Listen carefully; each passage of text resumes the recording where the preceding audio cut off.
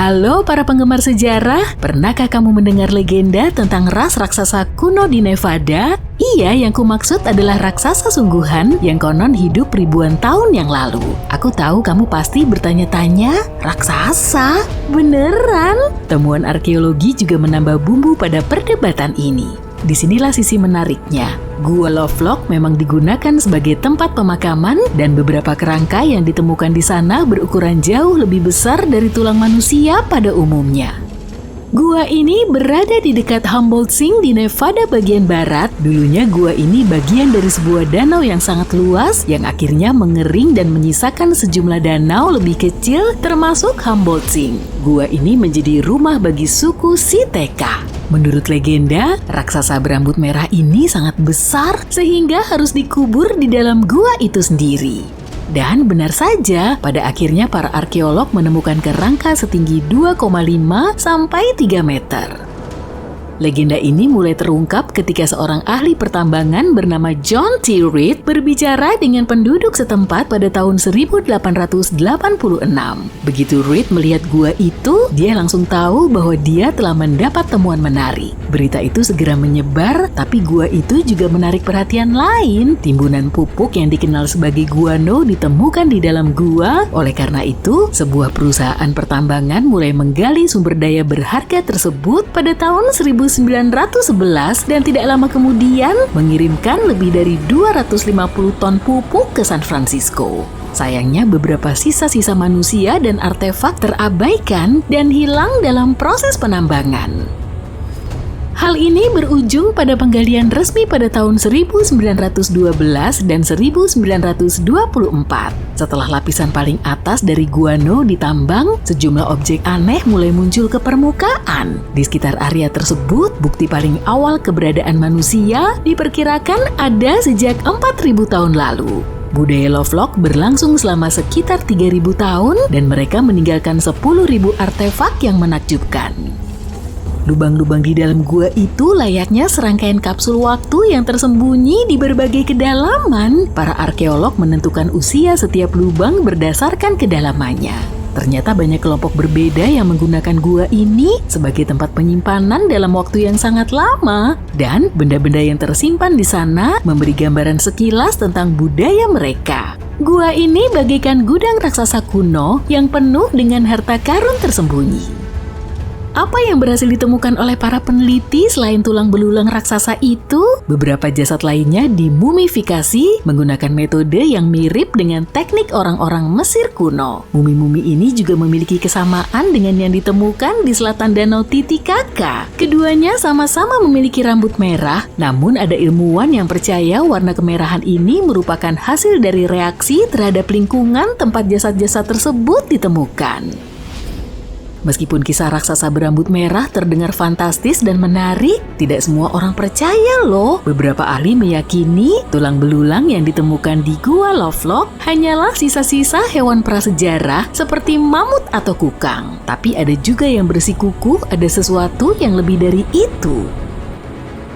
Peninggalan lain seperti keranjang yang dibuat dengan baik dan umpan bebek indah yang terbuat dari serat tule juga ditemukan di sana. Bagaimanapun juga, gua ini patut mendapat perhatian. Ngomong-ngomong, kamu masih bisa mengunjungi gua ini di hari ini dan melihat lubang-lubang dengan kedalaman yang berbeda secara langsung. Tapi perlu kuberitahu satu hal nih, gua ini berada di tempat yang panas, kering, dan terpencil.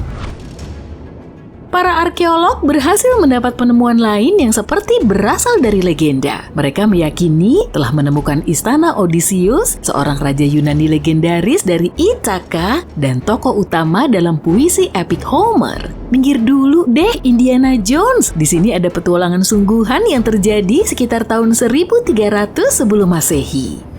Rupanya ini satu-satunya istana yang disebut dalam puisi epik Homer yang belum ditemukan. Penggalian telah dilakukan di Kepulauan Ionia dan pemandangan dari reruntuhan yang ditemukan di Pulau Ithaka persis seperti yang digambarkan dalam The Odyssey, ungkap profesor yang memimpin tim penggalian itu. Dikenal oleh bangsa Romawi kuno sebagai Ulysses, pahlawan Yunani ini butuh waktu 10 tahun untuk kembali ke Ithaka setelah kejatuhan Troy. Selama bertahun-tahun, epik Homer lainnya yang berjudul The Iliad yang bercerita tentang pengepungan Troy yang berlarut-larut oleh bangsa Yunani juga dianggap sebagai mitos. Namun pada tahun 1870-an, Troy ditemukan kembali di kota Çanakkale di wilayah Turki modern. Jadi kalau Troy berhasil ditemukan, siapa tahu rumah Odysseus juga bisa ditemukan kan? Para peneliti mengikuti tulisan Homer sebagai panduan. Situs penggalian ini memiliki kompleks bangunan berlantai 2. Di sana terdapat temuan-temuan penting seperti gudang dan bengkel, sistem drainase yang rumit, dan pecahan tembikar. Situs ini juga memiliki sumur dari abad ke-8 sebelum Masehi, yaitu pada masa ketika Odysseus diyakini berkuasa sebagai raja.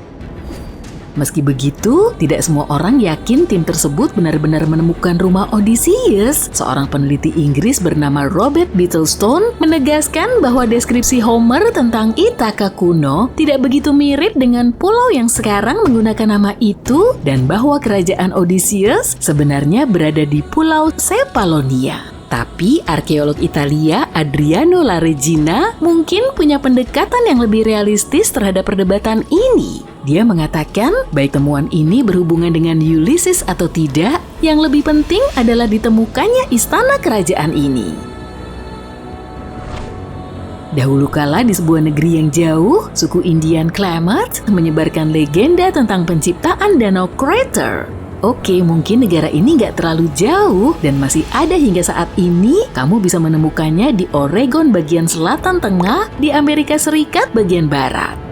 Nah, menurut legenda, danau ini terbentuk akibat pertempuran sengit antara dua gunung berapi, yaitu Gunung Mazama dan Gunung Shasta.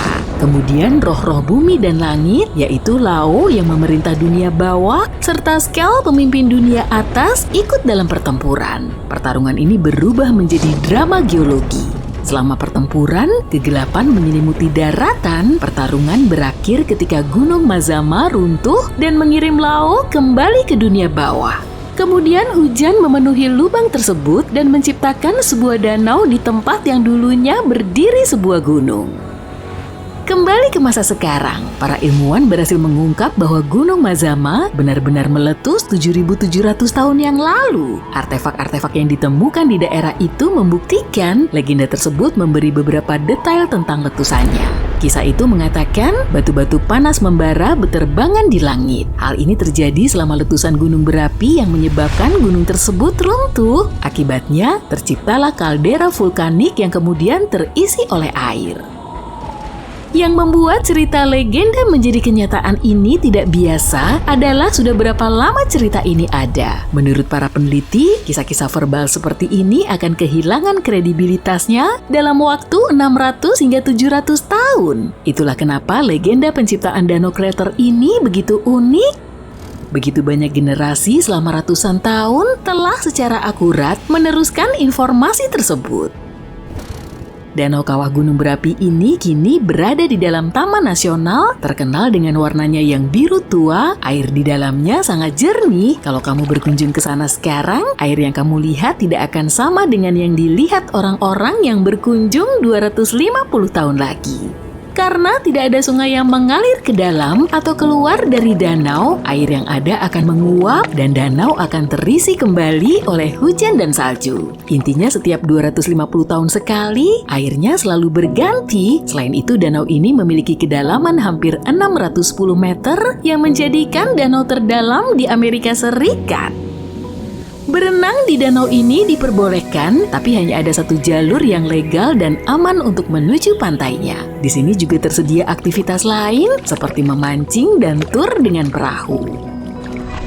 Pengalaman manusia yang serupa seperti kelahiran, pernikahan, dan penuaan mungkin menjelaskan kenapa kisah-kisah tertentu tersebar secara luas. Permasalahan dan rintangan serupa yang dihadapi oleh manusia di seluruh dunia menghasilkan tema-tema yang sama dalam cerita tradisional tentang cinta, pengasuhan anak, dan kematian. Apakah ada legenda atau dongeng yang pernah kamu dengar dari kakek dan nenekmu? Siapa tahu nenek moyangmu juga pernah menyaksikan peristiwa bersejarah yang keren.